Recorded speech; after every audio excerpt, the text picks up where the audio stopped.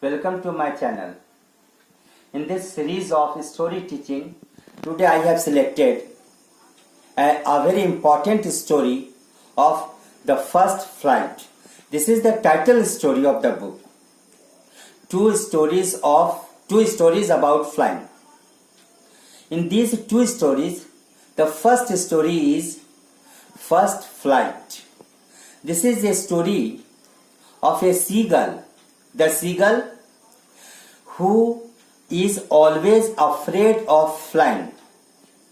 The parents have tried a lot to encourage him so that he could fly himself and he could take all the efforts. He could become self-reliant.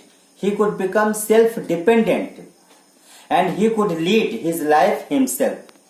This is the basic idea. This is the theme of the story. Everyone should be independent.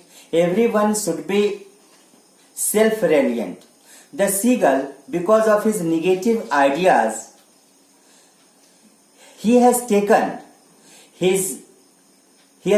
that his wings are so short that they cannot support him to fly. Although he sees that his brothers and sisters who have even shorter wings than his, they are flying well and they never fall down. But because of only the negative ideas, this is the impact of negativity of the mind. Because of only this negative idea, the seagull cannot fly. At last, the parents decide to become a little bit cruel to him. Although in the very beginning, the parents loved and showered their affection on this seagull. They provided him the food. They brought the food to his beak. But now, the parents took a different angle to make him correct, to make him self-reliant, to teach him a lesson.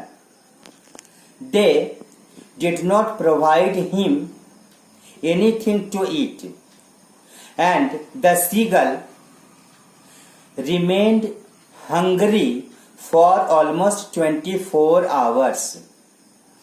Because of this hunger, he started feeling the heat of the sun so intensely, and with a curiosity and with so helplessness, he looked at their parents for food. But the parents, on the other hand, just in the guise of cruelty,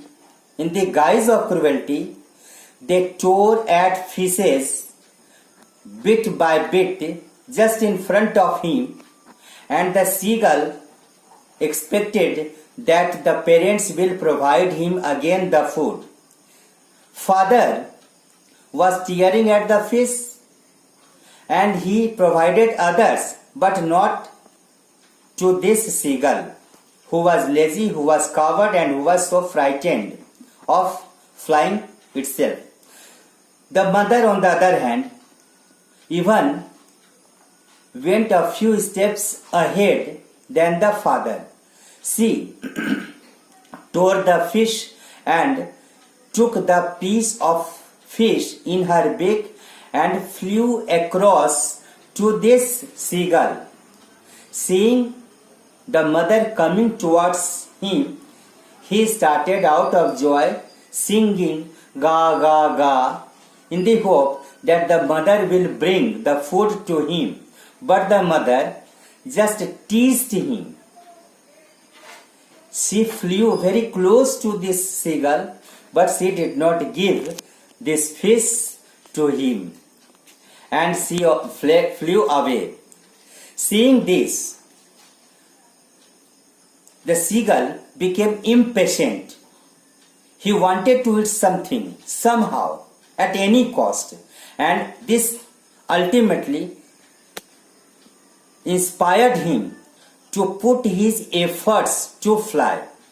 And just when mother came very close to this seagull, he just flapped his wing with a cry, and out of fear he felt that he was diving in. He again just flapped his wing and he found that he was moving upwards. Again he was obsessed with the sense of fear. Again he started falling. Again he mustered up all his courage and finally he started again coming up. This process went on 2 times, 3 times, 4 times, and gradually the seagull found it very easy to fly upwards. Flying is a natural instinct of the birds. Still, a bird like seagull could not fly. What is the reason? There must be some reason. There is not any external reason. The reason is inherent. The reason is hidden in the seagull himself. The only negative mind.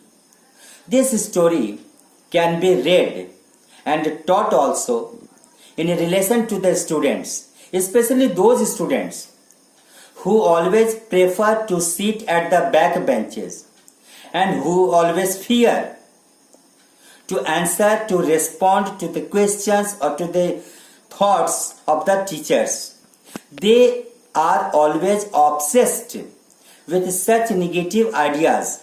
They think that they cannot do something wonderful. They always fear that their answers will be wrong.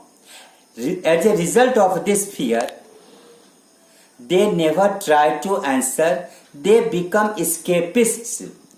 They never have the courage to combat all the adversities, to fight all the problems that may come on their way, on their path of success.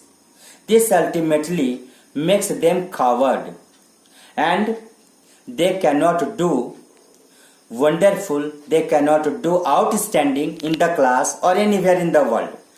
You know, today the life is competitive, completely competitive, and only this is the time when only the fittest can survive. So we must remove this negative idea from the mind from our minds. This story is a criticism of life also. Every story has some moral lessons, has some message inherent in it. Every piece of work, every piece of art, whether this is a short story, whether this is a novel, whether this is a drama, whether this is a poem, everywhere there is a message. We have to find out that message. The message of this story is explicit. The only message that the narrator wants to give us, we should not be negative. And when this story is taught in relation to the students, those students must learn to be self-dependent. Negative does not give us anything positive. Second important thing, that in the classroom, the teachers scold the students. They rebuke the students. They admonish the students. They reprimand the students in every way. But do the teachers mean any harm to the students? No, never. Not at all.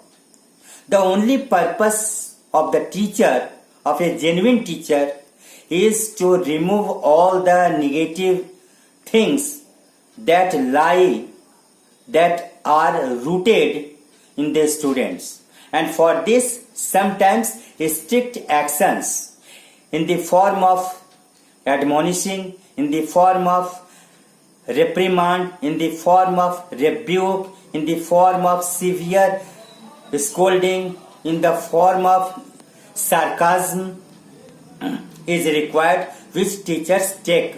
But the motto is always to correct, to rectify the students.